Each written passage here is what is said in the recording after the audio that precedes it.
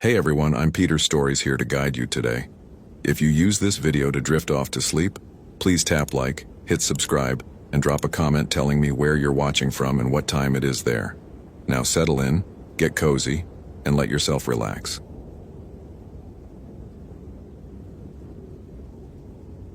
My name is Matthew, and I should have forgotten about Melissa 3 years ago. But some cases don't let you go. They dig their claws into your soul and drag you back to places that should remain forgotten. It was October 15th, 2019, when I found myself driving back to the Boundary Waters canoe area in northern Minnesota, my hands gripping the steering wheel of my Ford Ranger, like it was the only thing keeping me tethered to reality. The case file sat on my passenger seat, corners worn from too much handling. Melissa Catherine Rodriguez, age 23, disappeared September 13, 2016. Last known position GPS coordinates 47 degree 58 12 3 and 91 27 43.8 W. 3 fucking years. Every rational part of my brain screamed that she was dead. Had to be. Black bears, exposure, hypothermia, any number of natural explanations. I'd been a ranger for 15 years, seen enough bodies to know how the wilderness claims people. I feared nothing that walked, crawled, or flew in these woods, but something had been calling me back. It started with the dreams 2 weeks ago. Not nightmares exactly, more like memories that weren't mine. Flashes of a place deeper in the woods than I'd ever been, where the trees grew wrong and shadows fell upward. I'd wake up with a taste of copper in my mouth and coordinates burned into my retinas, the exact spot where we'd lost Melissa's trail. My radio crackled to life as I pulled into the ranger station. Unit 47, this is base. Matthew, what's your 20? Base, Unit 47 at Boundary Waters North Station. Beginning cold case review for Rodriguez Melissa. Grid reference Tango 7 Alpha. Static. Then, copy, Unit 47. Matthew? Nobody authorized a cold case review. And that grid reference? We marked that sector off limits after the Johnson incident. The Johnson incident? Right. Last year, veteran ranger Dave Johnson had gone in to check some unusual thermal readings in that same area. We'd found him 3 days later, catatonic, hair gone completely white overnight. He kept mumbling about the year that broke and drawing symbols that hurt to look at. Early retirement, they said. Stress. Base. I'm conducting an unofficial review. Family requested. Out. I switched off the radio before they could respond. The trail started normal enough. Melissa had been an experienced hiker, part of some university geology survey team studying the unusual magnetic anomalies in the area. Her teammates said she'd gotten excited about some rock formations about 6 miles in, formations that didn't match any known geological patterns. She'd gone ahead alone to document them. The first 5 miles I could have walked blindfolded. Standard northern Minnesota wilderness, red pine, white pine, the occasional birch stand. My boots crunched through 3-year-old leaf litter. My pack settled into the familiar rhythm of a long hike. Temperature holding steady at 47 degrees Celsius. Wind from the northwest at maybe 5 knots. Perfect tracking conditions. Then I reached the coordinates where we'd lost her trail. The wrongness hit me immediately. Not visually, but deeper, like stepping into a room where someone had just finished screaming. The hair on my arms stood up, and I could taste metal on the back of my tongue. My GPS started stuttering, the display flickering between coordinates that made no mathematical sense. That's when I saw the trees. They weren't dead exactly, but they grew in patterns that made my eyes water, branches twisted into geometries that shouldn't exist in 3-dimensional space. The bark had a texture like scarred flesh, and when the wind moved through them, they made sounds like whispered numbers. Jesus Christ, I breathed, pulling out my field notebook, but when I tried to sketch what I was seeing, my pencil wouldn't cooperate. Every line I drew seemed to curve away from where I intended, forming symbols that made my hand cramp just looking at them. I pushed deeper. The forest floor began to change. Leaves decayed in perfect spirals and mushrooms grew in arrangements that resembled mathematical equations. My compass spun lazily, never quite pointing in the same direction twice. Time felt loose, thick. like walking through honey. That's when I found Melissa's backpack. It sat in a small clearing, completely undamaged despite 3 years of weather. The nylon looked factory fresh, the zippers working smoothly. Inside, everything was exactly as she'd left it. Water bottles still half full, trail mix in a sealed container. Her field notebook with the last entry dated September 13th, 2016, 3:47 p.m. But the final entry. Christ, the final entry. Found it. The source of the magnetic anomalies. It's not geological. There's something here. Something that's been waiting since 1966. The year they tried to tear a hole in the world. Dr. Carmichael was right about the research station. They didn't abandon it because of funding. They abandoned it because they succeeded. My blood turned to ice water. I knew about 1966. Every ranger in the area did, but it was classified, buried under layers of bureaucracy and NDAs. Some kind of government research project gone wrong. Officially, nothing had happened. Officially, there was no research station, but I was looking at it. If this story is giving you chills, smash that follow button for more supernatural horror. What would you do in Matthew's situation? Comment below. The clearing opened up ahead of me, and there it was. A concrete bunker maybe 40 feet across, set into the hillside like a gray wound. The metal door stood slightly ajar, darkness spilling out like liquid shadow. Above the entrance, stenciled in faded black letters, U.S. Depth of Defense, Project Terminus, ESTD 1966. I should have turned around, should have called for backup, for hazmat teams, for anyone with more authority and less curiosity than me. But Melissa had been in there. I knew it with the same certainty that I knew my own name. My flashlight beam seemed to get swallowed by the darkness inside. The air that drifted out tasted of ozone and something organic, something that had been rotting for decades but never quite died. My Geiger counter, standard equipment for this sector, began clicking frantically. I stepped inside. The hallway stretched further than should have been possible given the exterior dimensions of the bunker.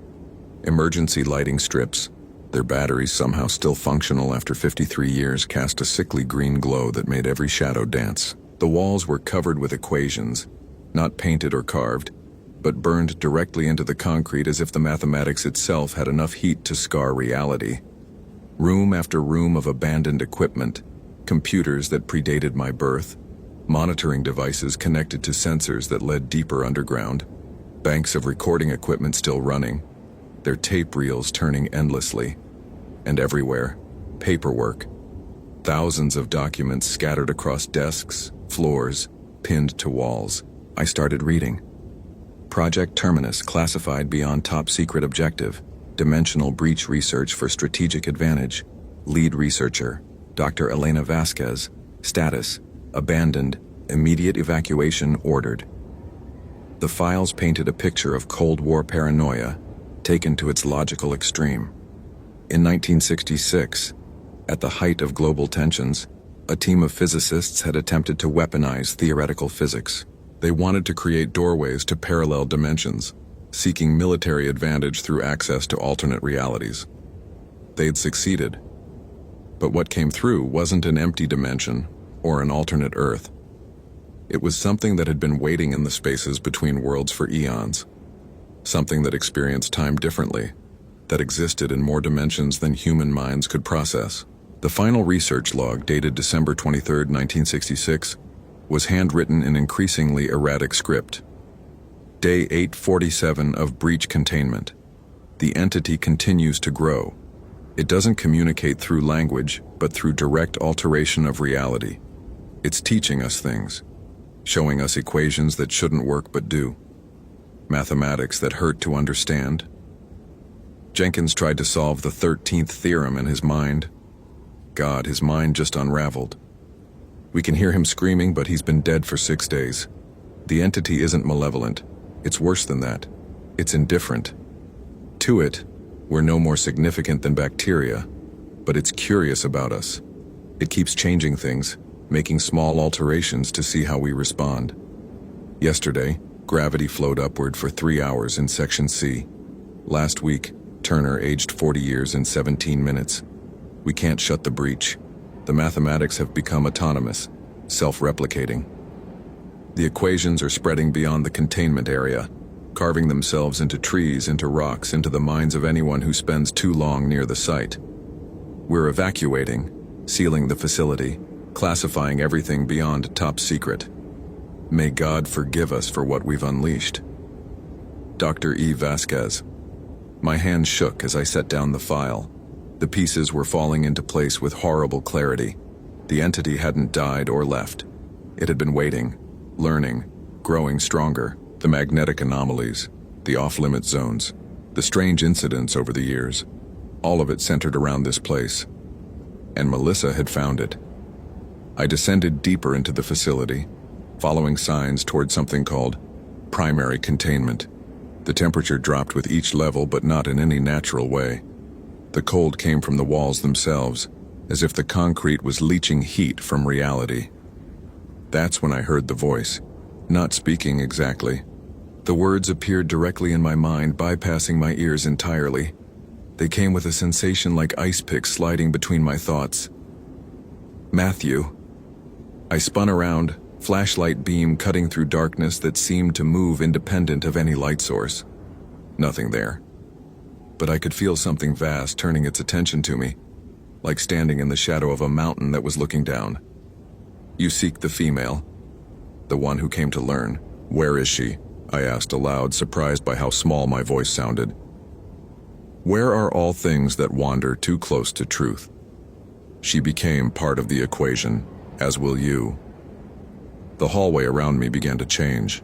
The walls stretched, the floor tilted at angles that made my inner ear scream. My flashlight revealed corridors branching off in directions that weren't quite forward, backward, left, or right. Directions that didn't have names in any human language. The year 1966 was when your species first touched the edge of real mathematics. Clumsy, primitive, but sufficient to crack the shell of your limited reality. I have been patient, learning, preparing. I stumbled forward, following a path that seemed to exist only when I wasn't looking directly at it. The entity's presence pressed against my consciousness, like a thumb against an eyeball. Do you understand why you returned, Matthew? You who fear no natural thing? That's when the horrible realization hit me. I hadn't come back because of dreams or guilt or professional obligation. I'd been called, summoned. The entity had been inside my head for weeks, maybe months, drawing me back like a fish on a line. Understanding, good. Understanding is the first step toward integration. The corridor opened into a vast chamber that couldn't possibly exist within the physical constraints of the bunker. The ceiling soared up into darkness, and the walls curved away into infinity. In the center of the space, suspended in something that wasn't quite light and wasn't quite shadow, was Melissa. She floated 3 feet above the ground, her eyes open but completely black. Not the iris and pupil, but the entire eye, as if filled with liquid night. Her mouth moved constantly, silently forming words in no language I recognized. Mathematical equations flickered across her skin like living tattoos, symbols that rearranged themselves even as I watched. She solved 17 of the theorems before her mind achieved sufficient flexibility. A remarkable specimen. She continues to process, to calculate, to understand. She is happy in ways your language cannot describe. Let her go. The words came out as a croak. Go implies movement through space-time as you understand it. She has transcended such limitations. She exists in all moments simultaneously. She is everywhere and everywhen that the mathematics touch. The entity's presence grew stronger, and I could feel my own thoughts beginning to fray at the edges. Images flooded my mind. Geometries that existed in 11 dimensions. Equations that describe the fundamental structure of consciousness itself. Truths about the nature of reality that human brains were never meant to process. You will join her. You will help complete the great equation. Together you will assist in the final calculation that will restructure your reality into something more efficient. I tried to run, but the concept of a way had stopped making sense. Every direction led back to the center of the chamber, to Melissa floating in her mathematical prison, to the entity that had been using her mind as a calculator for 3 years. Fear is irrelevant. Courage is irrelevant. All human emotions are merely electrochemical processes that will be optimized during integration. You will retain core functionality while serving a greater purpose. My vision began to fracture. I could see through walls, through time, through the thin membrane that separated this dimension from others. I saw 1966 in perfect clarity, the moment when Dr. Vasquez's team had torn a hole in reality and invited something ancient and terrible into our world. I saw the decades of patient growth, the entity learning human mathematics and finding them inadequate. I saw what it planned to do. The final equation wasn't just about restructuring local reality. It was about spreading outward, touching every human mind, every computer, every system that used mathematics, converting all of human civilization into components of a vast, multidimensional thinking machine. And it was almost complete. The female provided 93% of the necessary calculations. Your mind will provide the remaining 7%. After integration, the great work begins, but something in me, the part that had never feared natural predators, that had faced down charging bears and armed poachers, that part refused to break. I'd spent 15 years in these woods. They were my territory, my responsibility. And nobody, not even cosmic entities from beyond space-time, was going to turn my forest into a goddamn computer. I pulled out my emergency flare gun, standard equipment that seemed ridiculously inadequate against something that existed in multiple dimensions. But I wasn't aiming at the entity. I was aiming at the support beams I could see through my fractured, reality-piercing vision, the ones holding up the sections of the bunker that still existed in normal three-dimensional space. No, you do not understand. Physical destruction cannot. I fired. The magnesium flare punched through 50-year-old concrete and struck the main power coupling for the dimensional breach equipment. The explosion, when it came, wasn't just physical, it was mathematical. Equations that had been self-sustaining for decades suddenly lost their structural integrity. Reality snapped back like a rubber band. The last thing I saw was Melissa falling from her suspended state, her eyes flickering back to normal brown, her mouth forming a single word. Run. Then the bunker collapsed. I woke up 3 days later in a Minneapolis hospital, severely hypothermic with a concussion and no memory of how I'd gotten out of the woods. The official report stated that I'd fallen into an abandoned mine shaft. No mention of government facilities or dimensional entities. But I remember. Melissa's body was never found. The search teams reported that the entire area had been geologically restructured by some kind of underground collapse. The sector was permanently closed to public access. I retired from the Forest Service 6 months later. Early pension, medical discharge due to stress-related psychological trauma. They offered counseling, medication, all the standard support for rangers who'd seen too much. I didn't take any of it, because sometimes late at night I can still feel something vast and patient pressing against the edges of reality. The 1966 breach wasn't destroyed, just disrupted. Temporarily, and mathematics are patient things. They grow, they spread, they wait for the right conditions to reassert themselves. And sometimes, when I'm checking my bank balance or calculating my grocery bill, I catch myself working out equations that I've never seen before. Elegant, beautiful theorems that hurt to understand but feel absolutely, fundamentally correct. I think Melissa might still be out there, somewhere between dimensions, still calculating, still trying to complete the great equation. I think she's waiting for me. Holy hell, that was intense. Did that ending blow your mind? Like if you want more terrifying Ranger stories, follow for daily supernatural horror. And comment your theory about what really happened to Melissa. I read every single one.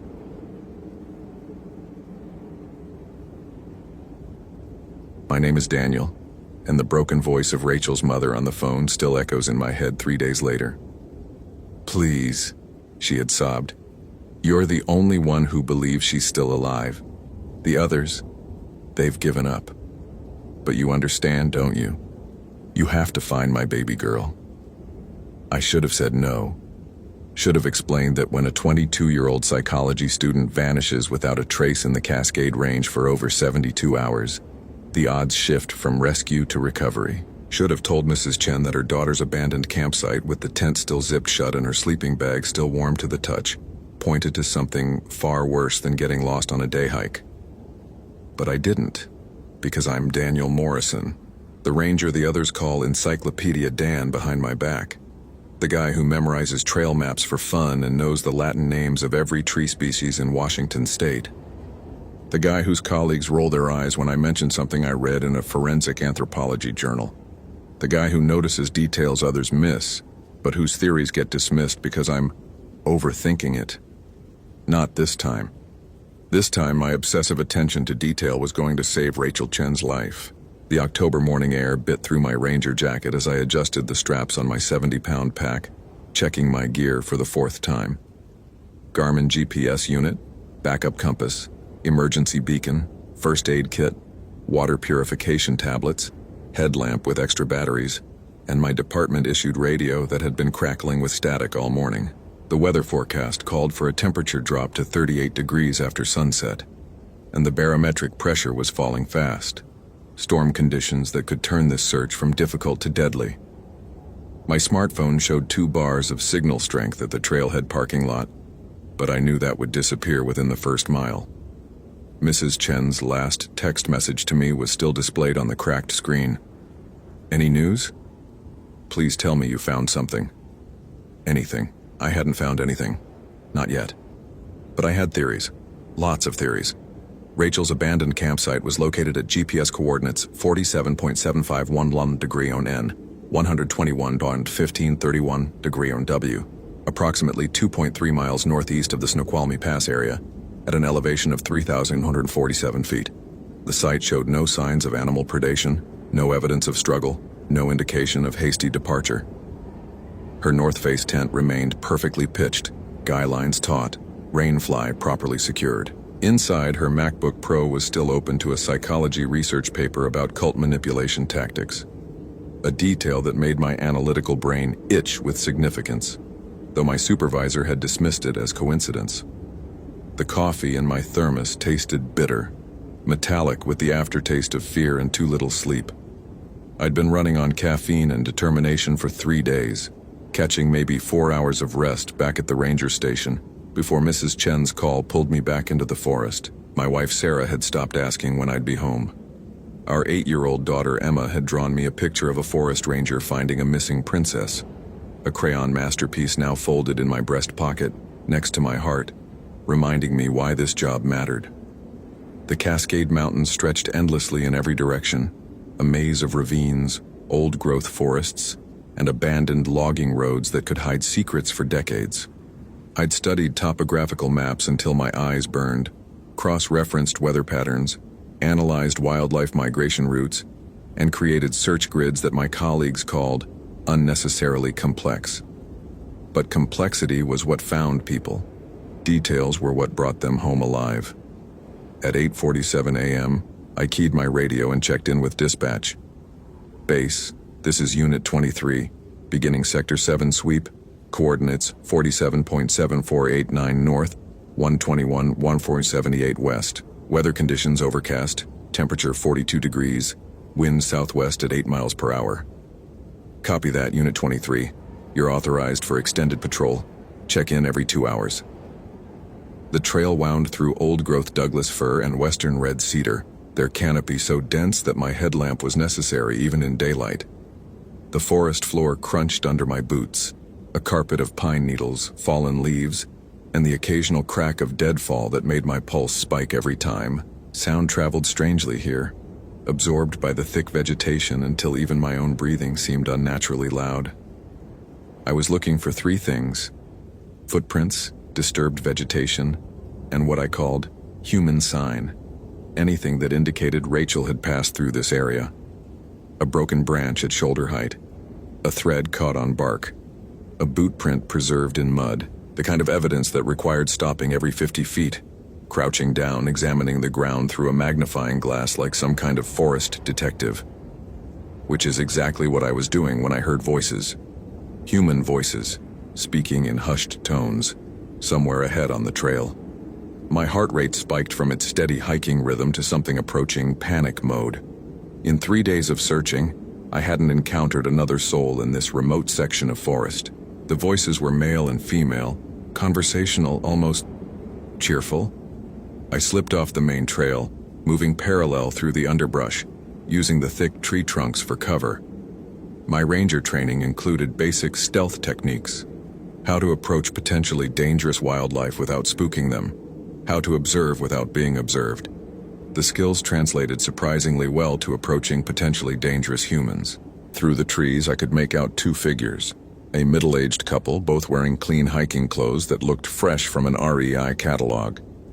The woman had graying blonde hair pulled back in a practical ponytail, wearing a red fleece jacket and dark hiking pants. The man was tall, bearded, dressed in earth tones that should have helped him blend into the forest environment, but somehow made him stand out more. They were standing near a wooden sign that marked the junction of Trail 1032 and an unnamed logging road. They were looking at a map. "Excuse me," I called out, stepping back onto the trail with my hands visible, projecting the kind of authoritative friendliness that usually puts civilians at ease. "Forest Service, I'm conducting a search and rescue operation in this area. Have you folks seen any other hikers today?" The couple turned toward me with identical smiles that reached their eyes, the kind of genuine warmth that made me immediately feel guilty for approaching them with suspicion. "Oh, thank goodness," the woman said, her voice carrying a slight southern accent. "We were just saying we hoped we'd run into a ranger. I'm Margaret, and this is my husband Tom. We're a little bit turned around, to be honest." Tom folded their map with practiced efficiency. "We're experienced hikers, but these old logging roads aren't marked on our GPS. We've been trying to get back to the main trailhead for about an hour now." I studied their faces, looking for the telltale signs of deception I'd learned to recognize during my psychology minor. Micro-expressions of anxiety, inconsistent eye contact, fidgeting behavior. Instead, I saw exactly what they presented. A lost but optimistic couple who'd bitten off more than they could chew. "No problem," I said, pulling out my own map. "You're here at the junction of Trail 1032 and Forest Service Road 142. The main parking area is about 2.7 miles southwest of your current position." I traced the route with my finger. "But I have to ask, have you seen anyone else out here? A young Asian woman, early 20s, probably wearing hiking clothes?" Margaret's expression shifted to concern. "Oh my, no. Are you looking for someone who's lost?" "Missing person case," I confirmed. "Rachel Chen disappeared from a campsite about 3 miles from here 3 days ago. Her family is..." I swallowed the emotion that tried to creep into my professional demeanor. "They're pretty worried." Tom and Margaret exchanged a look that lasted a split second longer than it should have. "That's terrible," Tom said. "We haven't seen anyone, but we'll definitely keep our eyes open. Is there anything we can do to help?" This was the moment where I should have politely declined and continued my search, where I should have given them directions back to the trailhead and moved on with my systematic grid pattern, where my analytical mind should have registered the slight pause before Tom spoke, the way Margaret's smile faltered for just a fraction of a second.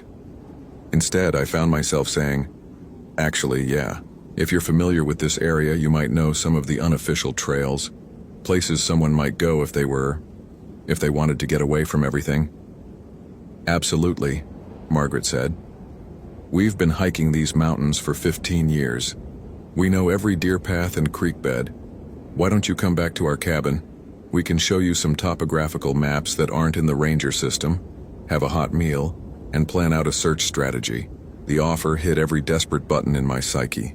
Hot food, detailed local knowledge, a chance to actually make progress instead of wandering through endless trees following search patterns that had yielded nothing but false hope and growing dread.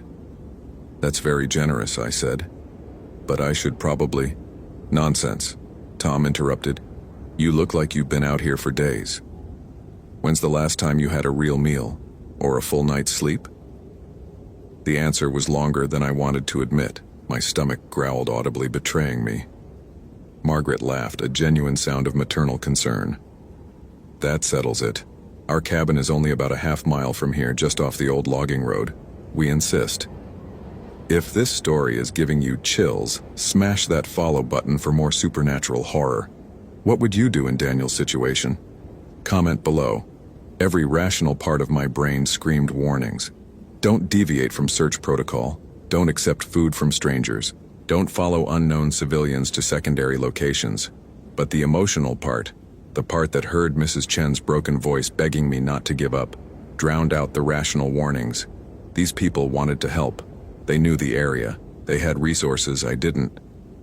Okay, I said, but I need to radio in my location change first.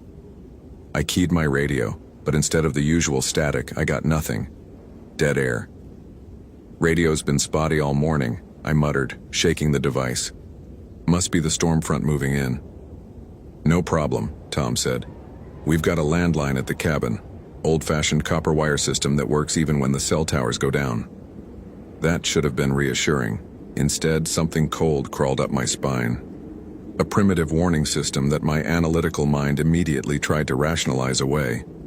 I was tired, stressed, emotionally compromised. Of course I was feeling paranoid. The walk to their cabin took exactly 23 minutes following a deer trail that branched off from the logging road. I counted steps out of habit, noted landmarks, maintained my GPS tracking even though the signal was getting weaker. The forest seemed to grow quieter as we walked. The usual sounds of birds and small mammals fading until there was nothing but the crunch of our footsteps on fallen leaves. Their cabin materialized out of the trees like something from a fairy tale. A rustic A-frame structure with solar panels on the roof, a stone chimney trailing wood smoke, and windows that glowed warm yellow in the dim forest light. It looked exactly like the kind of place where helpful locals would offer aid to a lost ranger. "Welcome to our little slice of paradise," Margaret said, opening the front door. "Tom built most of it himself. We're completely off-grid here, but we've got everything we need." The interior was cozy in a way that made my paranoia seem ridiculous. Handcrafted furniture, colorful quilts, the smell of something delicious simmering on a wood-burning stove.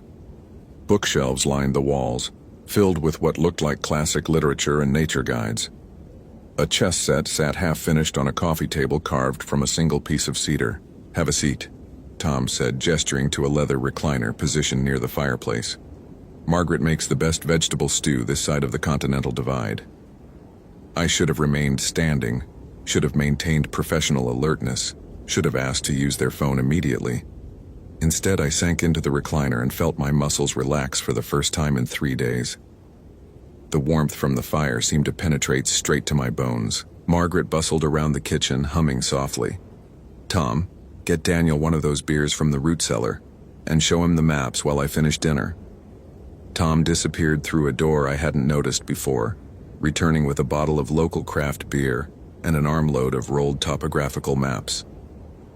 "These are survey maps from the 1970s, he explained, spreading them across the coffee table. "They show things that aren't on modern GPS systems, old mining claims, abandoned settlements, cave systems." I leaned forward, my analytical mind immediately engaged. These maps were incredibly detailed, showing geological features, water sources, and human structures that didn't appear on any Forest Service documentation. If Rachel had stumbled across one of these forgotten places. "This is amazing," I said, tracing elevation lines with my finger. "Where did you get these?" "Tom used to work for the Forest Service," Margaret called from the kitchen. "Way back in the day, he kept copies of everything." Something in her tone made me look up. "Really? When was that?" Tom's smile never wavered. "Oh, long time ago. Different era. Things were different then." I took a sip of the beer, which had a strange aftertaste. Not unpleasant, just unusual. Probably a local brewery I wasn't familiar with. The alcohol hit my empty stomach immediately, spreading warmth through my chest and making the cabin feel even more welcoming.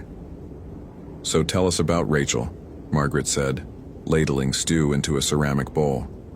"What kind of person is she? What might she have been thinking when she disappeared?" The question struck me as oddly specific, but I found myself answering anyway. Maybe it was the beer. or the exhaustion, or just the relief of having someone actually listen to my theories instead of dismissing them. She's a psychology student, I said. Graduate program at University of Washington. Smart girl, really smart. Her laptop had research about cult psychology, manipulation tactics, social isolation techniques. I think she might have been researching something specific. Tom and Margaret exchanged another one of those looks. Cult psychology, Tom mused. Interesting area of study.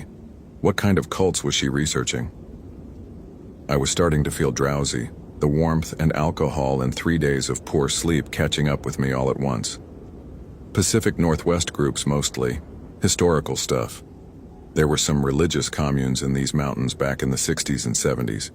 Most of them disbanded, but some didn't, Margaret finished, setting the bowl of stew in front of me.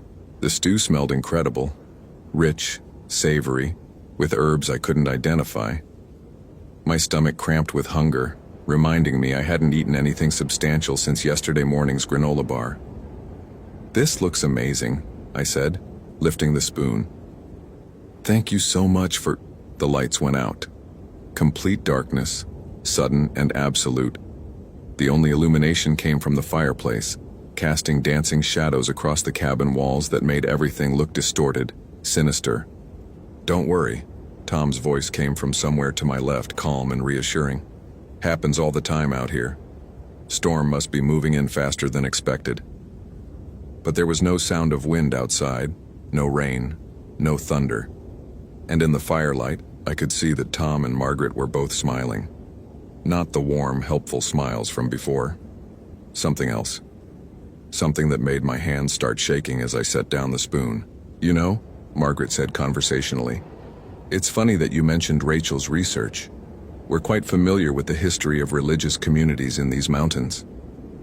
My radio crackled to life, not with dispatch, but with a voice I recognized. Rachel's voice. Help me, the radio whispered. Please, someone help me. They're going to... The transmission cut to static. I lurched to my feet, nearly knocking over the stew bowl, my hand instinctively reaching for the radio on my belt, but my movements felt sluggish, like I was moving through thick water. The beer. Something had been in the beer. Where is she? I demanded, though my voice sounded slurred even to my own ears. Where's Rachel? Tom stood up slowly, and in the firelight, his helpful demeanor melted away like a mask being removed. She's safe, Daniel. Very safe. Just like you're going to be. Margaret moved to block the door, her matronly smile replaced by something cold and calculating. We've been watching you for 3 days, you know, following your search pattern, waiting for the right moment. You see, Tom continued, Rachel wasn't researching historical cults. She was researching us, current, active communities. She got a little too close to the truth. The cabin seemed to be spinning around me, or maybe I was spinning. I fumbled for my service weapon, but my fingers couldn't work the retention holster. Whatever they'd given me was shutting down my motor functions one system at a time. The thing about smart people like you and Rachel, Margaret said, is that you think knowledge will save you. You think if you understand something, you can control it. I tried to key my radio to call for help, but my hands wouldn't obey my commands. The device slipped from my numb fingers and clattered to the floor. But some things, Tom said, are meant to be experienced, not understood. Through the growing haze of whatever drug they'd given me, I could hear sounds coming from beneath the cabin. Voices, multiple voices, chanting in harmony. And underneath that, muffled screaming that might have been Rachel. The last thing I saw before the darkness took me was Margaret lighting candles around the room. Dozens of them, arranged in patterns that hurt to look at directly. In their flickering light, the helpful couple's faces looked like something from a medieval painting of demons. Welcome to our community, Daniel, Margaret whispered as consciousness slipped away. You're going to help us with a very special ceremony. I woke up in hell. Not the metaphorical hell of realizing I'd made a catastrophic mistake, but an actual subterranean chamber that reeked of sulfur, decay, and something far worse than death. The air was thick and humid, like breathing through wet cloth, and every surface seemed to pulse with a sickly organic warmth. I was tied to a wooden chair with rope that felt sticky against my skin, my arms pulled behind my back at an angle that sent shooting pains through my shoulders. The drug had worn off enough for me to regain consciousness, but my head felt stuffed with cotton and my thoughts moved like sludge. Candles, hundreds of them, arranged in concentric circles around what looked like an altar carved from black stone. The light danced across rough-hewn walls that disappeared into shadows above, suggesting a cavern far larger than the cabin's basement should have been able to contain. And the smell. God, the smell. It wasn't just sulfur and decay. It was something else. Something that made my hindbrain scream warnings that my rational mind couldn't process. The smell of something fundamentally wrong. Something that violated basic laws of reality just by existing. "Daniel!" The voice came from my left, weak but unmistakably familiar. "Daniel, is that you?" Rachel Chen sat tied to an identical chair about 10 feet away, her clothes torn and dirty, her face bruised but her eyes blazing with intelligence and fury. She was alive. Against all odds, after 4 days missing in the wilderness, she was alive and conscious, and looking at me like I was either salvation or the biggest fool in Washington state. Probably both. "Rachel?" I croaked, my voice barely functional. "Jesus Christ, I found you." "No," she said with bitter precision. "They found you. Just like they found me when I got too close to the truth about what really happened to the Sunshine Family commune in 1977. The Sunshine Family. I remembered that name from a true crime podcast Sarah liked to listen to, a hippie religious group that had supposedly disbanded after their leader died in a climbing accident. 37 members had simply vanished from their compound, leaving behind all their possessions and no forwarding addresses. "They didn't disband," Rachel continued, reading my expression. "They went underground, literally. And they've been down here for 46 years practicing their religion." Footsteps echoed from somewhere in the darkness above us. Multiple sets, descending what sounded like stone stairs. My heart rate spiked as the candlelight revealed figures emerging from the shadows. Not just Tom and Margaret, but others. Men and women of various ages, all wearing simple brown robes, all carrying the same expression of serene contentment that I'd seen on the couple's faces back at the cabin. There were at least a dozen of them, maybe more lurking in the darkness beyond the candles. Tom and Margaret stood at the front of the group, now dressed in identical robes, their helpful civilian personas completely abandoned. "Welcome to our congregation, Daniel," Tom said, his voice carrying an authority that hadn't been present during our trail encounter. "I'm Father Thomas and this is Mother Margaret. We've been the spiritual leaders of this community since 1981. "Let her go," I said, struggling against the ropes. "Rachel hasn't done anything to you people." Mother Margaret laughed, a sound like breaking glass. "Oh, but she has. She's been asking questions, sending emails to journalists, making inquiries with the FBI about missing persons cases dating back to the 70s. "Someone had to," Rachel said defiantly. 43 people have disappeared in this area over the past 4 decades. Hikers, campers, researchers, all of them last seen on trails that lead to this section of forest. 43 people. My analytical mind tried to process that number, to understand the scope of what we'd stumbled into. A serial killing operation spanning nearly half a century, disguised as a religious community, hidden beneath the Cascade Mountains where no one would think to look. Not killed, Father Thomas corrected as if reading my thoughts. Transformed, elevated, brought into communion with forces beyond human understanding. He gestured to the altar, and for the first time I noticed what sat upon it, not a cross or religious symbol, but something that made my eyes water to look at directly. A twisted sculpture of metal and bone that seemed to writhe in the candlelight, that suggested geometries impossible in 3-dimensional space.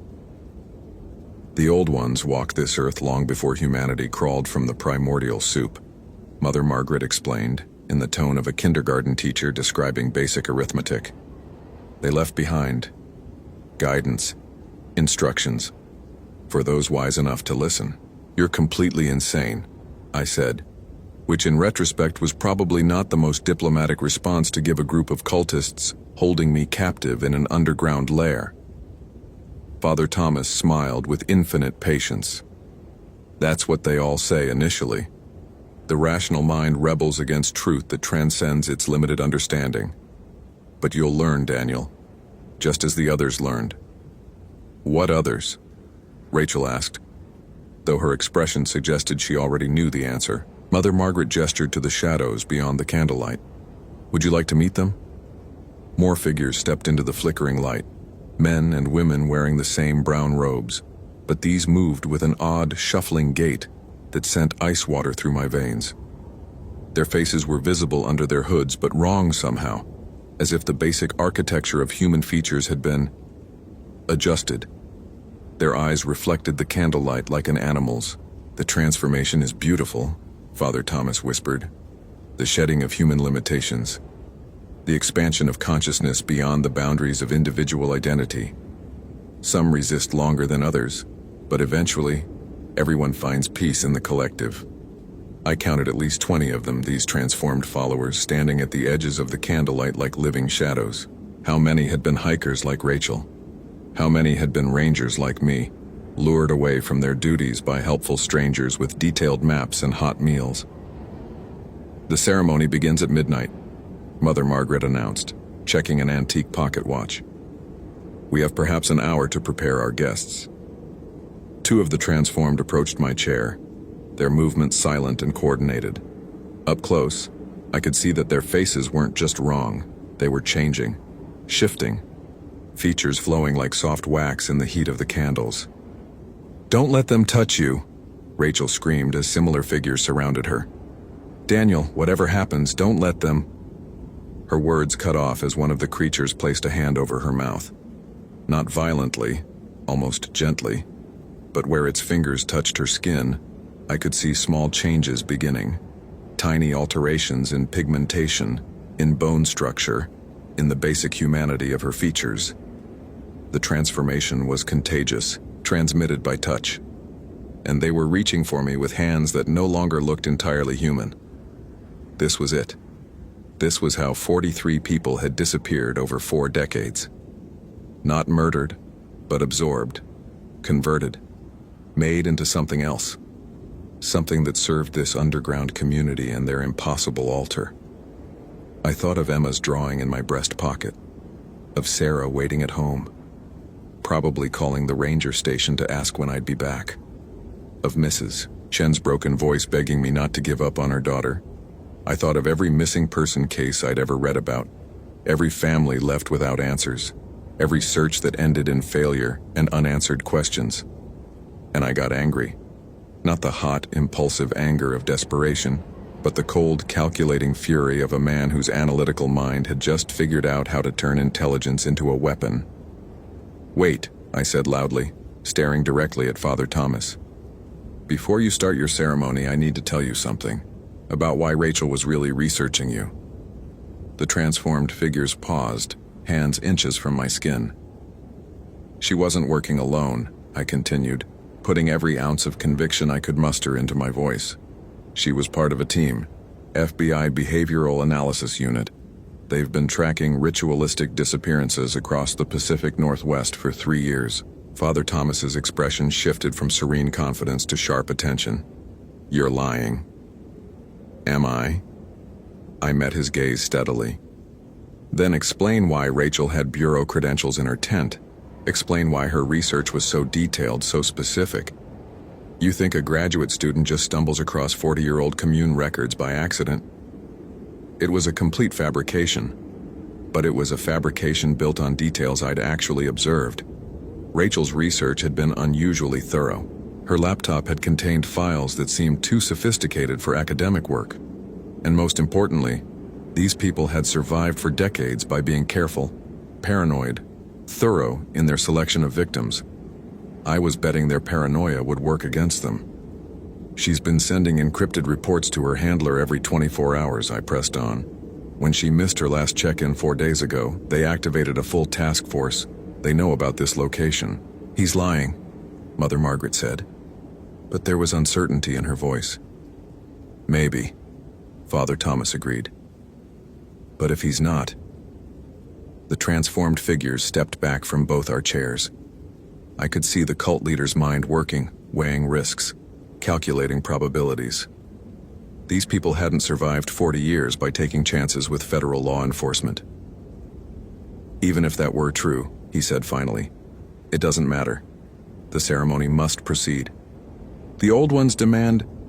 He never finished the sentence. The explosion came from above, a thunderous crash that shook dust from the cavern ceiling and sent several candles toppling over. Emergency lighting flooded the chamber, harsh white LEDs that made the cultists shield their eyes and revealed the full scope of the underground complex. FBI, everybody on the ground now!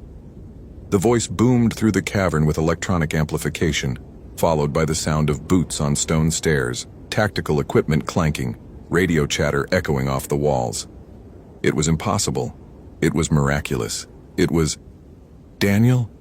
Rachel? Sound off if you can hear us. That voice. I knew that voice.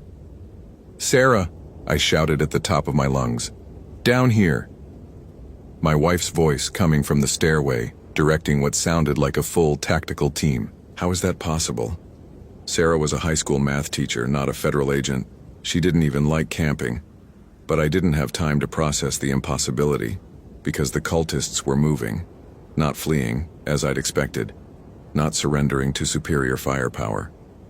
Instead, they were converging on the altar, their movements urgent and coordinated, chanting in a language that made my teeth ache just hearing it. The ceremony!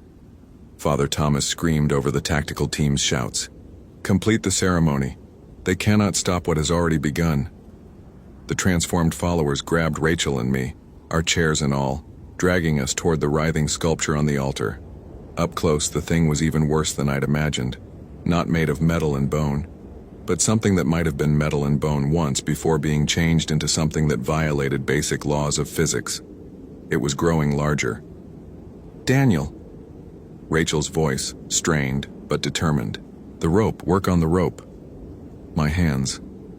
While I'd been talking, while I'd been distracting them with fabricated stories about FBI task forces, I'd been working methodically at the knots binding my wrists. 3 days of obsessive finger exercises, of testing my bonds, of applying pressure at precise angles. The rope gave way just as they reached the altar. I was free, but freedom didn't mean much when surrounded by 24 cultists and their transformed followers, all chanting in harmony while that impossible sculpture pulsed with increasing energy. The tactical lights above were flickering now, as if whatever was happening at the altar was interfering with electronic equipment. I grabbed the nearest candle, a thick pillar of black wax that felt unnaturally heavy, and smashed it across the face of the transformed cultist holding Rachel's chair. The thing that had once been human screamed, a sound like steam escaping from a burst pipe, and released its grip. But instead of falling down, instead of bleeding, it began to melt. Literally melt, like the wax from the candle, pooling into a puddle of organic matter that continued to writhe and pulse with fading life. The wax! Rachel shouted, working frantically at her own ropes. It's blessed, consecrated. It burns them. I didn't question the logistics of how cultists had ended up with consecrated candles in their ritual chamber. I just grabbed more candles, as many as I could carry, and started throwing them at every transformed figure I could reach. Each impact produced the same horrifying result: screaming, melting, dissolution into puddles of animate matter. But for every one I destroyed, 2 more emerged from the shadows, and meanwhile the chanting was getting louder. The sculpture on the altar was definitely bigger now and starting to take on a more definite shape. Something with too many angles, too many surfaces that folded back on themselves in ways that hurt to contemplate. Something that suggested vastness beyond the physical dimensions of the cavern. Something that was answering the call. Daniel, where are you? Sarah's voice again, much closer now. I could see tactical lights sweeping the upper levels of the cavern, hear boots on stone, but they seemed impossibly far away. Here, I screamed back. At the altar. But my voice was swallowed by the chanting, which had reached a crescendo that made the air itself vibrate. The cultists were no longer paying attention to Rachel and me.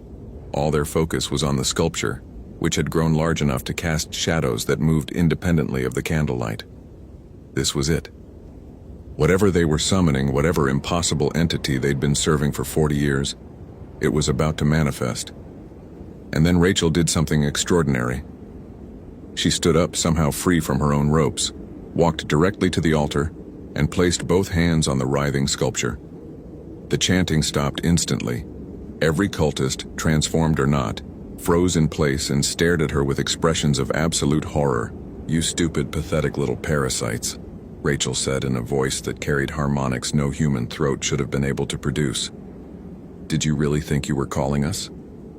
The sculpture beneath her hands began to crack, black ichor seeping from the fractures. "We've been calling you." Holy hell, that was intense. Did that ending blow your mind? Like, if you want more terrifying Ranger stories, follow for daily supernatural horror, and comment your theory about what really happened to Rachel. I read every single one. The official Forest Service report listed Daniel Morrison and Rachel Chen as missing, presumed dead, after a landslide sealed the entrance to an unmapped cave system in the Cascade Range. The tactical team Sarah Morrison claimed to have led was never identified, and no federal agencies acknowledged running an operation in that area. The Chen family received a letter from Rachel 3 months later, postmarked from a small town in Oregon, saying she was safe and continuing her research. Daniel's family received no such letter. But sometimes, late at night, hikers in the Cascades report hearing voices on their radios, a man and woman, speaking in calm, professional tones, offering help to lost travelers, giving directions to a cabin just off the old logging road, where a friendly couple waits with hot meals and detailed maps. The Forest Service advises against following these directions. Some offers of help, they say, come with too high a price.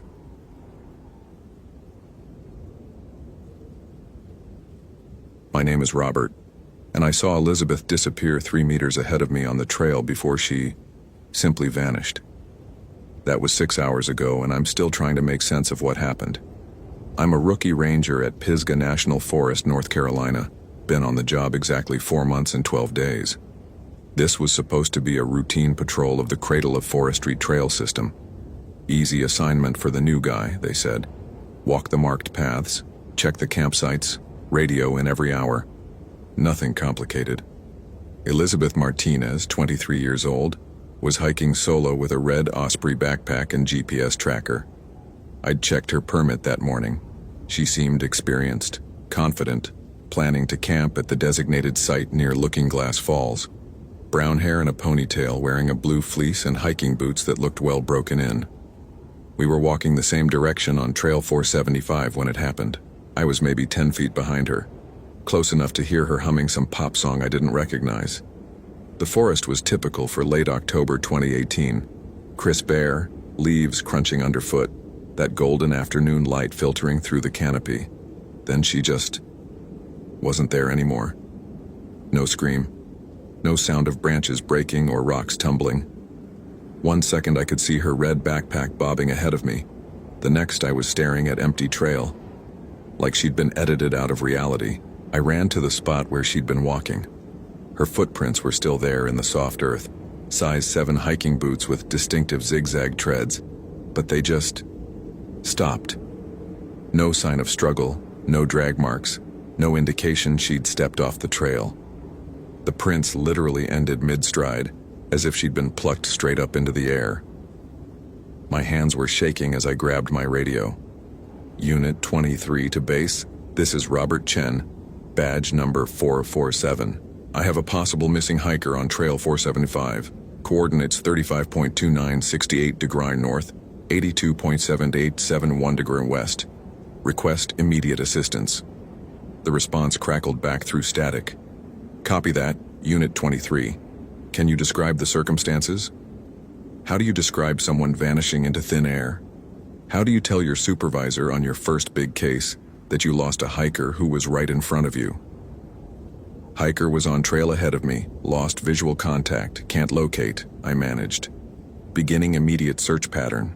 I spent the next 3 hours grid searching the area, calling Elizabeth's name until my throat was raw. Used my GPS to mark every section I'd covered, followed protocol to the letter. Found nothing. not even a broken branch or a scrap of fabric.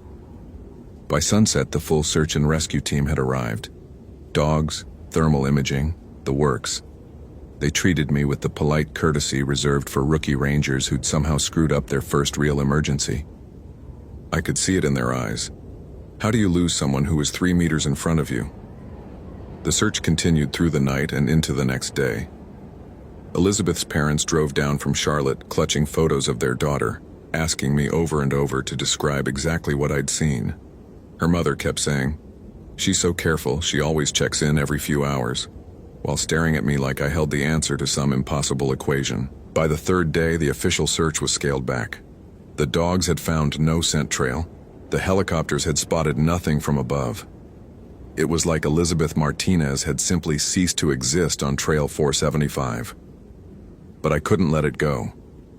See, there was something I hadn't told anyone. Something I'd noticed in that moment before Elizabeth disappeared, but dismissed as a trick of light through the trees. About 50 yards off the trail, barely visible through the thick forest, I'd glimpsed something that shouldn't have been there. A church steeple. Pisgah National Forest is pristine wilderness. No buildings, no structures except for ranger stations and designated campsites. Definitely no churches. But I could swear I'd seen a pointed spire rising above the canopy, maybe quarter-mile to the northwest. On my 4th day of solo searching, officially off duty but unable to sleep or eat or think about anything else, I decided to investigate. I bushwhacked through dense undergrowth, following my compass northwest from Elizabeth's last known position. The forest grew stranger as I walked. The trees seemed older here, more twisted. Spanish moss hung like funeral shrouds, even though we were too far north for Spanish moss. The air smelled wrong. Not pine and earth, but something sweet and rotten like flowers on a grave. After 20 minutes of difficult hiking, I found it. The Church of Sacred Blood sat in a small clearing, as if the forest had recoiled from its presence. It was old, really old, built from dark stone that seemed to absorb light rather than reflect it. Gothic architecture with pointed arches and narrow windows, but wrong somehow. The proportions were off, like it had been designed by someone who'd heard about churches but never actually seen one. Most unsettling was how well preserved it looked. No signs of weather damage or decay, despite being abandoned in the middle of a national forest. The heavy wooden doors stood slightly ajar, revealing nothing but darkness beyond. I checked my GPS. According to the device, I was standing in empty forest. No structures, no clearings, nothing but trees marked on the topographical map. But the church was right there in front of me, solid and undeniable. My radio crackled with static. I tried to call it in, but could only get broken fragments of transmission. Unit 23 to ksh, found structure, ksh, coordinates 3529, ksh. The static cleared and I heard something that made my blood freeze. A voice coming through my radio, but not from base station. A young woman's voice, distant and distorted. "Robert? Robert, I'm in here. I'm trapped. Please help me." Elizabeth's voice. If this story is giving you chills, smash that follow button for more supernatural horror. What would you do in Robert's situation? Comment below. I approached the church doors on unsteady legs. The sweet rotten smell grew stronger, mixed now with something that reminded me of burned incense. My hiking boots crunched on scattered debris, broken glass, scraps of paper, things I didn't want to look at too closely. "Elizabeth?" I called out. "Elizabeth, is that you?" The darkness beyond the doors seemed to pulse, like it was breathing. I pulled out my LED flashlight and clicked it on. The beam cut through the blackness, revealing the church interior. It was wrong. Everything was wrong. The pews had been arranged in concentric circles rather than rows, all facing inward toward what should have been the altar. But instead of a cross or pulpit, there was a stone slab stained with dark brown patches. The walls were covered in symbols that hurt to look at. Not quite pentagrams, not quite anything recognizable, but somehow familiar in the worst way. And hanging from the ceiling, suspended by chains, were dozens of objects that swayed gently in the still air. At first glance, they looked like wind chimes or decorations. But as my flashlight beam swept over them, I realized they were personal belongings. Wallets, jewelry, pieces of clothing. A red osprey backpack hung directly above the altar. "Elizabeth!" I shouted, rushing into the church. "Where are you?" My voice echoed strangely in the space, multiplying and distorting until it sounded like a dozen people calling her name. The echoes seemed to come from everywhere. The walls, the ceiling, even from beneath the stone floor.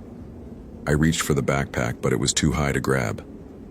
As I stood there, shining my light up at it, I heard something that made my skin crawl.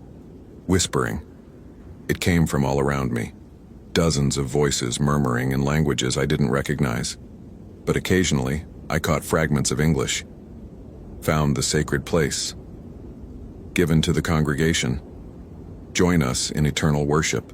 The whispering grew louder, more insistent, and I began to understand what they were saying. This wasn't an abandoned church. It was still active.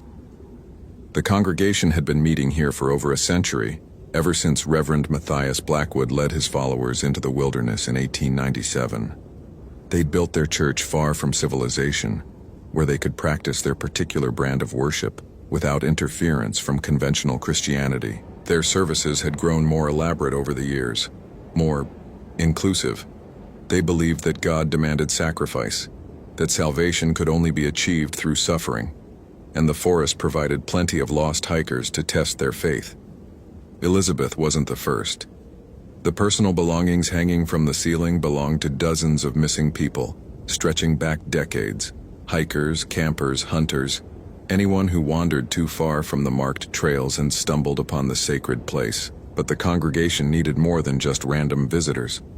They needed someone to serve as shepherd, to guide new members to the church, someone with authority, with a badge and radio and official capacity to lead the lost sheep home, someone like a forest ranger. The whispering stopped abruptly, replaced by a sound that made my heart hammer against my ribs. Footsteps. Slow, measured, coming from deeper in the church, from behind the altar. A figure emerged from the shadows, tall, gaunt, wearing the black robes of a minister. His face was ancient, skin like yellowed parchment, but his eyes burned with fanatical intensity. "Welcome, Ranger Chen," he said, and his voice was the sound of wind through dead leaves. "We've been expecting you." Behind him came others, men and women in similar robes, their faces hidden by deep hoods. They moved with eerie synchronization, forming a circle around me. I counted 12 figures, 13 including the minister. A coven, a congregation, a family of predators who'd been hunting in these woods for over a century. "Where is she?" I demanded, trying to keep my voice steady. "Where's Elizabeth?" Reverend Blackwood smiled, revealing teeth filed to sharp points. "She is with us, of course. She has joined our eternal service, as will you." The hooded figures began to chant in that foreign language, their voices creating a harmonic resonance that seemed to vibrate through the stone floor and into my bones. The symbols on the walls began to glow with pale, sickly light. That's when I noticed something that nearly broke my sanity. The congregation members weren't just wearing robes. As they moved, I caught glimpses underneath the fabric. Their legs were wrong, bent at impossible angles, ending not in feet, but in something else. Hooves, claws, things that clicked and scratched against the stone floor. These weren't people anymore. Maybe they had been once, decades or centuries ago, but their devotion had changed them, transformed them into something between human and beast, predator and priest, and they wanted me to join them. "The forest provides," Reverend Blackwood intoned, raising his arms toward the ceiling. "The sacred grove gives us sustenance, and we give it offerings in return, blood for blessing, souls for salvation." The chanting grew louder, and I felt something tugging at the edges of my consciousness. A compulsion to kneel, to bow my head, to accept whatever they wanted to do to me. The symbols on the walls pulsed brighter, and I could feel them burning their shapes into my retinas. But then I heard Elizabeth's voice again, faint but clear. "Robert, the altar. There's a passage behind the altar." I looked toward the stone slab and saw something I'd missed before, a narrow gap in the wall behind it, barely visible in the shadows. A hidden doorway. The congregation was still chanting, still focused on their ritual. Moving as quietly as I could, I edged toward the altar. The symbols on the walls tracked my movement like eyes, but the hooded figures seemed transfixed by their ceremony. I slipped through the gap and found myself in a narrow stone corridor lit by flickering candles. The walls were covered in more of those disturbing symbols, but these were older, cruder, carved directly into the rock. This part of the church was much older than the main sanctuary, maybe even predating European settlement. The corridor led downward into the earth, carved through solid bedrock. As I descended, the air grew colder, and the sweet, rotten smell became almost overwhelming. I could hear water dripping somewhere in the darkness, and something else. A sound like whispered prayers. The corridor opened into a natural cave chamber, and what I saw there will haunt me for the rest of my life. They were arranged in alcoves carved into the cave walls, dozens of people in various states of preservation. Some looked recently deceased, others were little more than bones and scraps of clothing. But they were all positioned as if praying, kneeling with their hands clasped and their empty eye sockets turned upward. And they were all still moving. Slight movements, barely perceptible, a twitch of finger bones, the subtle rise and fall of chest cavities that should have been still. These weren't just corpses, they were the congregation's eternal service. The missing hikers, transformed into perpetual worshippers, trapped between life and death in endless prayer. In the center of the chamber, in the newest alcove, I found Elizabeth. She was kneeling like the others, but her eyes were still aware, still human. When she saw me, she tried to speak, but no sound came out. Her lips moved soundlessly, and I could read the words. "Help me." I ran to her, tried to pull her to her feet, but she couldn't move. Something had rooted her to the stone floor. Not chains or ropes, but something that seemed to grow directly from the rock itself. Thin, vine-like tendrils had wrapped around her ankles and wrists, connecting her to the cave system. As I knelt beside her, trying to figure out how to free her, I heard footsteps in the corridor behind me. The congregation had realized I was gone. "There's no escape, Ranger Chen." Reverend Blackwood's voice echoed down the passage. "The sacred grove holds all who enter. You cannot leave without completing the service." I looked around frantically for another way out, but there was only the one corridor. We were trapped in a dead-end cave with dozens of the living dead and a cult of transformed predators approaching. That's when Elizabeth managed to whisper something. Just one word. But it changed everything. Fire. I looked where she was pointing with her eyes. In one corner of the chamber, I saw a pile of old wooden crosses, prayer books, and other religious artifacts. Fuel. And in my pack I had emergency flares from my ranger kit. The footsteps were getting closer. I could hear the congregation chanting as they descended into the cave, their voices creating harmonics that made the chamber walls vibrate. I pulled out 2 emergency flares, cracked them both, and threw them into the pile of artifacts. The old wood caught immediately, sending orange light dancing across the cave walls. The symbols carved into the stone began to smoke and hiss where the light touched them. The effect on the congregation was immediate. Their chanting turned to screams of rage and pain. I heard Reverend Blackwood shouting, "Stop him! The sacred symbols! He's destroying the sacred symbols!" But the fire was spreading, and something amazing was happening. As the flames consumed the religious artifacts, the vine-like tendrils holding Elizabeth began to wither and retreat. She gasped, flexing her fingers as feeling returned to her limbs. "The symbols," she croaked. "They're the connection. Burn the symbols." I understood. The carved symbols weren't just decoration. They were part of the binding ritual that kept the victims trapped in eternal service. Without them, the congregation lost their power over the dead. I grabbed more flares from my pack and threw them against the chamber walls. Wherever the fire touched the carved symbols, they cracked and dissolved like they were made of salt. The effect rippled through the cave system, and I could hear screaming from the main church above us. Elizabeth struggled to her feet, supported by my shoulder. Around us, the other figures in the alcoves were beginning to move differently. Not the mechanical prayer motions, but genuine movement. Some were too far gone, nothing but bones and decay. But others, more recent victims, were stirring with returning consciousness. "We have to go," Elizabeth gasped. "The whole place is going to collapse." She was right. The cave was shaking, chunks of ceiling falling as the supernatural architecture lost cohesion.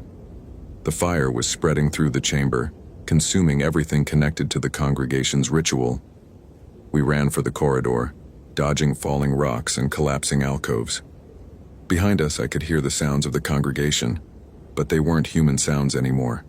Howls, screeches, the sounds of things with too many teeth and not enough sanity. The corridor was partially blocked by debris, but we squeezed through into the main church. The sanctuary was in chaos. The symbols on the walls were burning with cold fire, and the hooded congregation members were writhing on the floor, their robes smoking where the supernatural flames touched them. Reverend Blackwood stood near the altar, no longer looking human.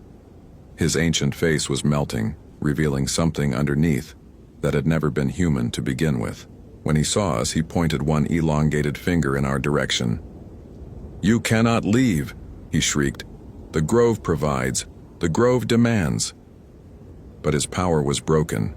The church around us was dissolving, reality reasserting itself. Through the windows, I could see normal forest, pine trees and blue sky instead of the twisted nightmare landscape that had surrounded the building. Elizabeth and I ran for the doors, bursting out into blessed daylight. Behind us, the Church of Sacred Blood was collapsing in on itself, the stones crumbling to dust, the nightmare architecture folding back into whatever dimension it had come from. We ran through the forest until we reached Trail 475, where my GPS started working again and my radio crackled back to life. The rescue teams found us 6 hours later, dehydrated and traumatized but alive. The official report listed Elizabeth Martinez as a missing hiker who became disoriented and lost for several days, found by Ranger Chen during an extended search operation. No mention of impossible churches or supernatural congregations. No one would have believed it anyway. But I know what happened in those woods, and sometimes late at night when I'm patrolling the forest trails, I still hear whispers in the wind. The congregation may be gone, but the woods remember. They always remember. Elizabeth recovered fully and moved back to Charlotte. She sends me a Christmas card every year with a simple message. "Thank you for bringing me home." She never talks about what happened in that cave, and neither do I. As for me, I'm not a rookie anymore. I've been promoted twice and now train new rangers in wilderness rescue techniques, but I always tell them the same thing. If you find something in the forest that shouldn't be there, something that doesn't appear on any map or GPS, don't investigate alone. Call for backup. Trust your instincts. And always carry flares.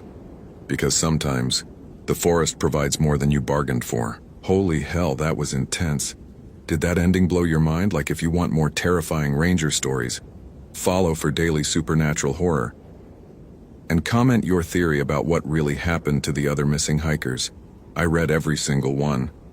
What would you have done in Robert's situation? Would you have entered the cursed church? Share your thoughts below.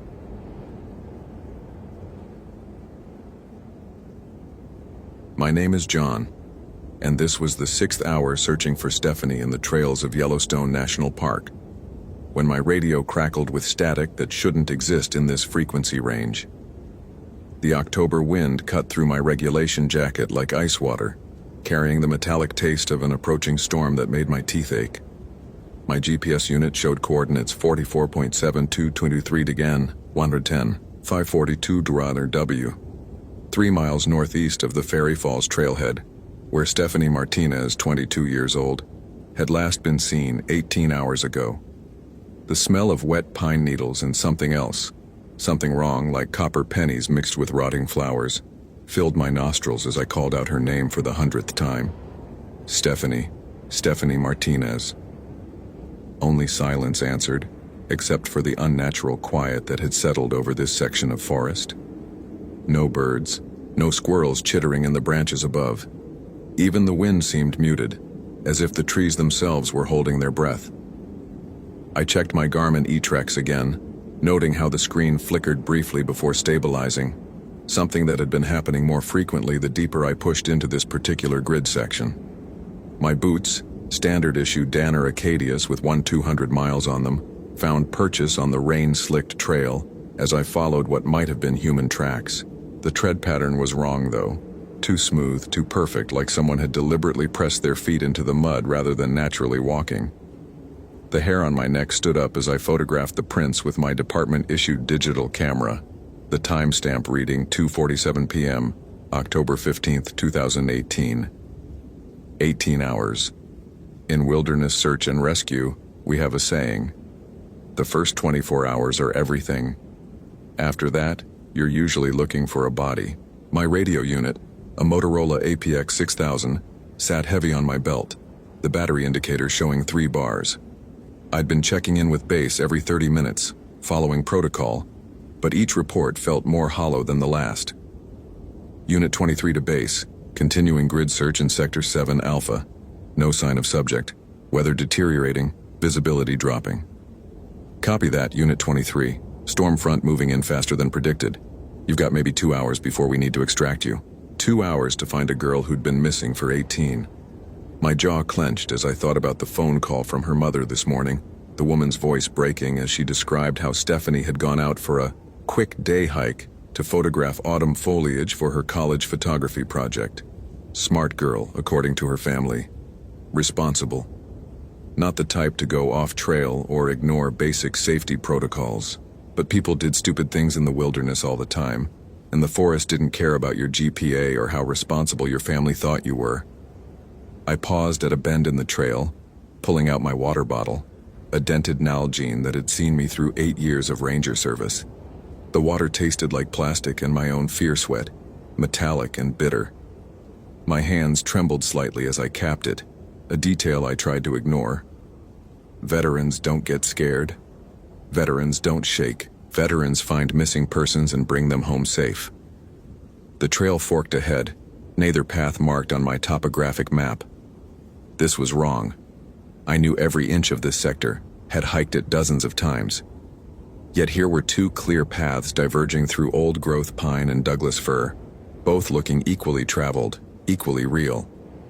My compass spun wildly before settling on magnetic north, though something deep in my gut told me not to trust it. Stephanie. My voice echoed strangely in the stillness, seeming to come back changed, distorted. If you can hear me, follow the sound of my voice. That's when I saw her. A woman emerged from the right-hand trail, walking with the measured pace of someone trying not to appear rushed. Early 30s maybe, early. Long dark hair pulled back in a practical ponytail, wearing hiking clothes that looked expensive but not flashy. Columbia jacket, Patagonia pants, Merrell boots that looked barely broken in. She was beautiful in that effortless way some women managed, even after hours in the wilderness. "Oh, thank God," she called out, her voice carrying perfectly despite the distance between us. "Are you with search and rescue?" I raised my hand in acknowledgement, my training kicking in automatically. "Yes, ma'am. Ranger John Walsh, Yellowstone National Park Service. Are you all right?" She approached with visible relief, though something about her movement seemed off, too fluid, too graceful for someone who'd supposedly been lost in the woods. Her breathing wasn't labored despite the elevation and difficult terrain. Her clothes showed no signs of brush contact or the inevitable wear that came with bushwhacking through dense forest. "I'm Sarah," she said, extending a hand that felt surprisingly warm despite the dropping temperature. "I've been hiking since dawn, and I think I saw something that might help." "About the missing girl?" My pulse quickened. "You saw Stephanie Martinez?" "Maybe. A young woman with long brown hair carrying a camera bag. I saw her yesterday evening around sunset, talking to someone near the old fire tower. She seemed distressed." The old fire tower. That structure had been decommissioned 15 years ago. Its access trail officially closed after budget cuts. It wasn't on any current park maps, and most visitors didn't even know it existed. But I knew it. Every ranger in this district knew about the tower, and we also knew why hikers were discouraged from going there. "Can you show me where?" I asked, already knowing I was about to make a decision that would change everything. Sarah smiled, and for just a moment her teeth seemed too white, too sharp. "Of course, it's not far. Just up this trail I found. It's not marked, but it's the most direct route." She gestured toward the right-hand fork, the path that shouldn't exist on any map I'd ever seen. As she moved, I caught that smell again. Copper pennies and rotting flowers, stronger now, emanating from somewhere close. My stomach clenched with sudden nausea, but I forced myself to focus on the mission. Find Stephanie. Bring her home. Everything else was secondary. "Lead the way," I said, checking my radio one more time before following Sarah into the unknown trail. The path wound deeper into old-growth forest, where the canopy grew so thick that afternoon felt like twilight. My watch read 3:15 p.m., but the light filtering through the branches had a strange quality, too green, too dim, like looking at the world through tinted glass. Sarah moved ahead of me with confident steps, never seeming to need to check her footing or push aside the branches that constantly grabbed at my uniform. "How long have you been hiking this area?" I asked, my voice sounding muffled in the unnatural quiet. "Oh, longer than most people," she replied without turning around. "I know these woods very well. Every trail, every shortcut, every hiding place." Something in her tone made my hand drift unconsciously toward my sidearm, a Glock 22 that I'd never drawn in anger during my 8 years of service. The weight of it against my hip was both reassuring and terrifying, because if I was thinking about my weapon, some primitive part of my brain was registering a threat I couldn't yet consciously identify. The trail began to climb steeply, switchbacking up a ridge I didn't remember from any previous hikes in this area. My legs burned with the effort, my breathing becoming labored in the thin mountain air. Sarah, however, showed no signs of exertion. She moved uphill like she was walking on flat ground, never pausing to catch her breath, never stumbling on the loose rocks that constantly shifted under my boots. "Are you from around here?" I asked during a brief rest stop, using the excuse to check my GPS. The screen showed nothing but static, no coordinates, no map data. My radio produced only white noise when I tried to raise base. "You could say that," Sarah answered, and when she turned to look at me, her eyes seemed to reflect light like an animal's. "I've been in these mountains for a very long time, since before the park existed, actually." That should have been impossible. Yellowstone was established in 1872, but the way she said it, with quiet certainty rather than boastfulness, made the hair on my arms stand up beneath my jacket sleeves. "The tower's just ahead," she continued, pointing upslope toward a structure I could barely make out through the trees. "That's where I saw your missing girl." The old fire tower materialized from the mist, like something from a nightmare. 40 feet of rusted steel topped with a glass-walled cabin that had been boarded up for more than a decade, but as we approached I could see that several of the boards had been recently removed, leaving gaps that yawned like empty eye sockets in the growing gloom. More disturbing were the items scattered around the tower's base. A digital camera, expensive, professional grade. A day pack with Stephanie embroidered on the front pocket. A single hiking boot, laces still tied, sitting upright in the pine needles as if its owner had simply stepped out of it and walked away barefoot. "Jesus Christ," I whispered, dropping to one knee beside the boot. It was still damp with morning dew, but something else as well. Something sticky and dark that looked like blood, but smelled like those rotting flowers.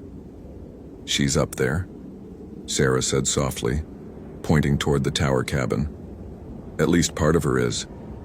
I spun around to face her, my hand now openly resting on my weapon. What the hell does that mean? But Sarah was changing. Her beautiful features remained the same, but there was something else there now. Something ancient and hungry looking out through those reflected eyes. Her skin seemed paler, almost translucent, and I could see dark veins beneath the surface like a roadmap of poison. "It means, Ranger Walsh, that Stephanie served her purpose, just as you're about to serve yours." The temperature dropped 20 degrees in as many seconds. My breath came out in visible puffs and ice began forming on the metal rungs of the fire tower ladder. The forest around us fell into complete, unnatural silence. No wind, no insects, no distant bird calls. Even my own heartbeat seemed muffled, as if the air itself had thickened. "What are you?" I asked, though part of me already knew the answer would be something my rational mind couldn't accept. Sarah smiled, and this time, her teeth were definitely too sharp, too numerous. I'm very old, John. Old enough to remember when your people first came to these mountains. Old enough to have fed on dozens of young women just like Stephanie. And old enough to know that an experienced ranger like yourself will make a much more satisfying meal than most. If this story is giving you chills, smash that follow button for more supernatural horror. What would you do in John's situation? Comment below. She began walking toward me, each step perfectly silent despite the carpet of dry pine needles. I drew my sidearm, the familiar weight of the Glock steady in my hands, and aimed center mass at her approaching form. Stop right there. Don't move. Sarah laughed, a sound like wind chimes made of bones. Oh, John, bullets won't help you now. Nothing will help you now. I squeezed the trigger. The .40 caliber round struck her center mass and passed through as if she were made of mist, embedding itself in a pine tree 20 feet behind her. She didn't even slow down, didn't acknowledge that I'd fired at all. Instead, she continued her approach, and with each step, she became less human and more something else entirely. Her face elongated, cheekbones pushing out at impossible angles. Her fingers stretched into claws that looked sharp enough to flay skin from bone. But most terrifying of all, her beauty remained, enhanced even by the predatory grace of whatever she truly was. I've been using this form for 3 decades, she said conversationally, as if we were discussing the weather instead of my impending death. Young women like Stephanie are so easy to lure with the promise of help, of sanctuary. But experienced men like you require a different approach.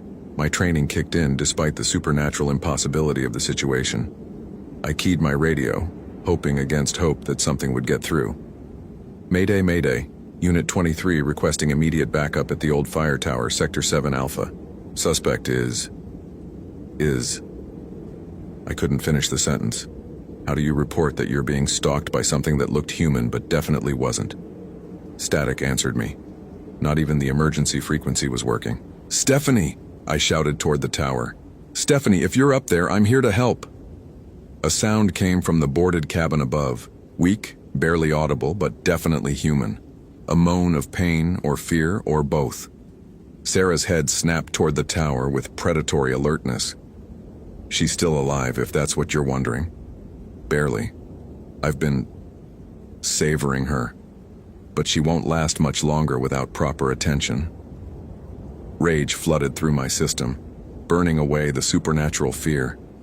This thing, this creature wearing a woman's face, had tortured a 22-year-old girl for almost 24 hours, had probably tortured dozens of others over the decades she claimed to have been hunting these mountains. I holstered my useless sidearm and grabbed the first rung of the tower ladder.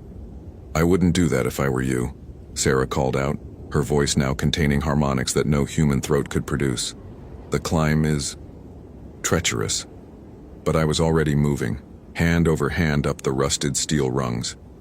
My gloves provided some protection from the ice that had formed on the metal, but I could feel the cold burning through the material. Each rung felt more unstable than the last, as if the tower itself was trying to shake me loose.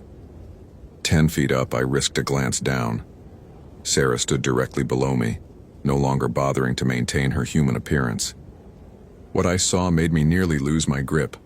Something that might have once been a woman but had been twisted into a predator perfectly designed to hunt human prey. Beautiful and terrible and absolutely alien. Stephanie, I called again as I neared the cabin level. I'm coming. John. The voice was barely a whisper, but it was definitely human, definitely female, definitely terrified. Don't. It's a trap. Of course it was a trap. Everything about this situation had been a trap from the moment Sarah appeared on that impossible trail. But Stephanie was alive, and that meant my job wasn't finished. I reached the cabin platform and tried the door. Locked, but the wood around the handle was rotted enough that a good shoulder check splintered the frame. Inside, the smell hit me like a physical blow. Death and decay and something underneath it all that reminded me of a slaughterhouse. Stephanie was in the corner, tied to a chair with what looked like copper wire that had cut deep grooves into her wrists and ankles. She was alive, conscious, but clearly in shock. Her camera lay in pieces around her feet, and the walls of the cabin were covered with photographs, dozens of them showing young women in various states of terror and despair. "Oh God," she whispered when she saw me. "You have to get out of here. She's not human. She's been feeding on me." I could see what she meant. Stephanie's arms and legs showed dozens of small wounds, too precise to be accidental, too systematic to be random violence. Something had been taking small amounts of her blood over an extended period, keeping her alive and conscious throughout the process. "I'm getting you out of here," I said, pulling out my tactical knife to cut through the wire binding her. But as soon as the blade touched the copper, it felt like grabbing a live electrical wire. Pain shot up my arm and the knife clattered to the floor, too hot to hold. "You can't," Stephanie sobbed. "The wire, it's not normal. Nothing about her is normal." A sound from below made us both freeze. Sarah climbing the tower with inhuman speed, her claws scraping against the metal rungs like fingernails on a chalkboard. She'd reach us in seconds. I grabbed Stephanie's chair and dragged it toward the far side of the cabin, looking for any possible escape route. The boards covering the windows were nailed from the outside, but some had gaps large enough to see through. What I saw in the gathering darkness made my blood turn to ice water. More lights moving through the forest below. Not flashlights. These moved wrong, bobbed wrong, had the blue-white quality of phosphorescence rather than electric illumination, and they were all converging on the fire tower. "She's not alone," I whispered. Stephanie followed my gaze and began hyperventilating. "There are more of them. I saw them the first night. They're all wearing people. Different people, but the same thing underneath." The ladder rungs sang with metallic stress as something much heavier than a normal human ascended toward us. Through the gaps in the floorboards I could see Sarah climbing with impossible speed, her borrowed human form stretching and distorting as her true nature asserted itself. "Listen to me," I said, gripping Stephanie's shoulders. "I'm going to get you out of here, but I need you to do exactly what I say when I say it." She nodded, tears streaming down her face. "My phone. It's been texting my family, but it's not me sending the messages. She's been pretending to be me, telling them I'm fine, that I decided to extend my hike. Of course, that's how these disappearances stayed quiet for so long. Family members weren't reporting people missing if they were receiving regular text updates, and by the time the deception was discovered, the victim had been dead for weeks. Sarah's head appeared at the cabin doorway, but it was no longer Sarah's head. The beautiful woman's face had become something from a Renaissance painting of demons, still recognizably human but wrong in every possible way. "Hello, John," she said in a voice like grinding glass. "Ready to join my collection?" I noticed something crucial in that moment. She wasn't entering the cabin. She was crouched in the doorway as if there were some invisible barrier preventing her from coming inside. Old wood, old iron nails, old prayers maybe. Some combination that kept her contained to the threshold. "You can't come in, can you?" I asked. Her smile widened to show far too many teeth. "Clever boy, but you can't stay in there forever, and I'm very, very patient." She was right, of course. We had no food, no water, no way to call for help. But we also had something she didn't expect: time to think. I examined the cabin more carefully, looking for anything that might explain why this creature couldn't enter. The walls were covered with old ranger equipment, decades out of date. Fire weather instruments, radio gear from the 1970s, and there, a small wooden cross nailed above the door, so old and weathered it was barely visible. "Stephanie, are you religious?" She looked at me like I'd lost my mind. "What? Why?" "Just answer me. Do you believe in God and good and evil and things that are holy?" Yes. I mean, I was raised Catholic. Why does that matter?" "Because faith might be the only weapon we had left against something that had been predating on human beings since before the park existed." "I need you to pray," I told her. "I need you to pray harder than you've ever prayed in your life. Pray for protection, for strength, for a way out of here." She nodded and closed her eyes, her lips moving silently, and I could swear I felt something change in the cabin, a warmth that had nothing to do with body heat, a sense of presence that was the exact opposite of the predatory hunger emanating from the doorway. Sarah, or whatever wore Sarah's face, hissed and drew back slightly from the threshold.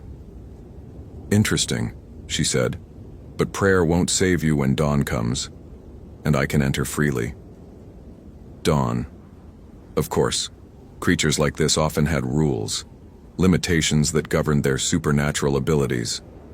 She could approach the cabin at night but needed daylight to breach whatever protection the Old Cross and our faith provided. I checked my watch, 11:30 p.m.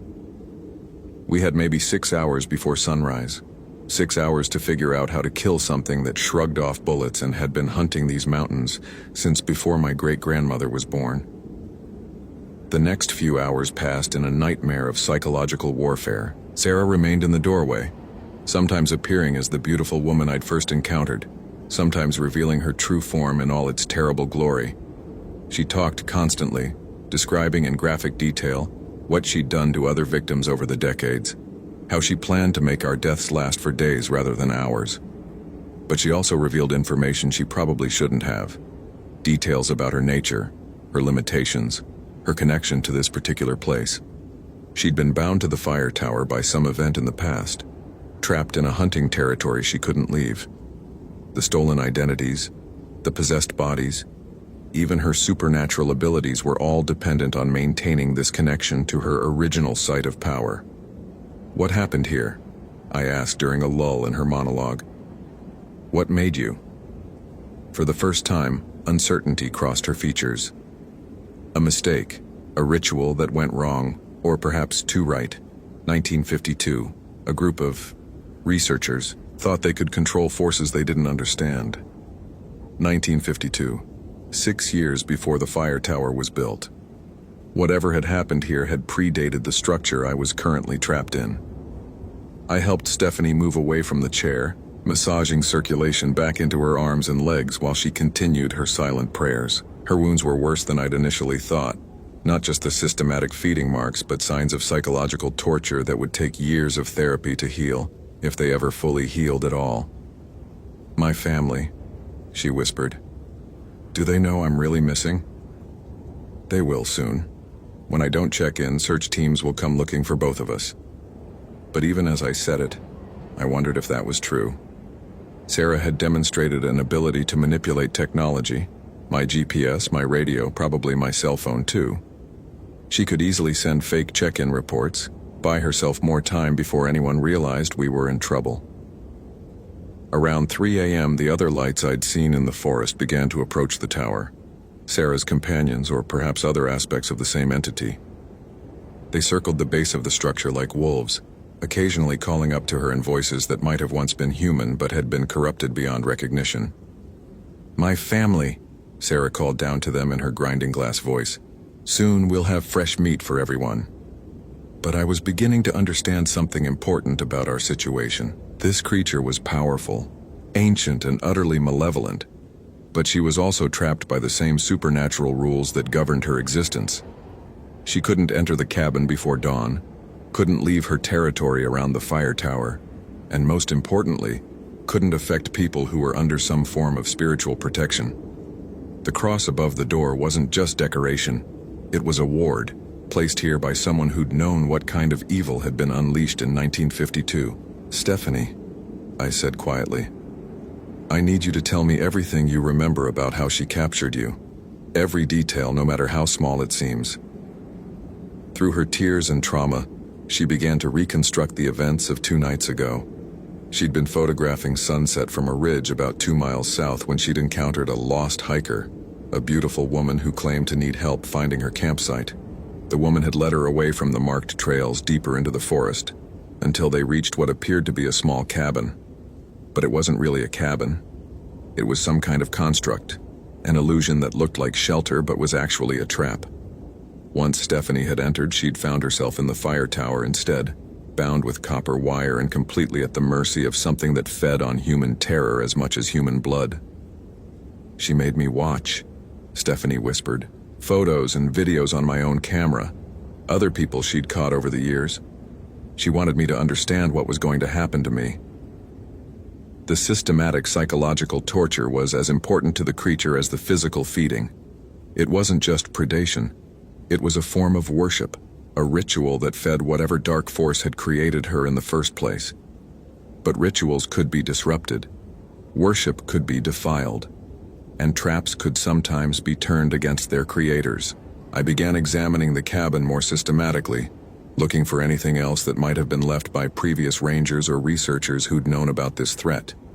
Hidden under decades of dust and debris, I found them: notebooks, field reports, and most importantly, a leather-bound journal dated 1953.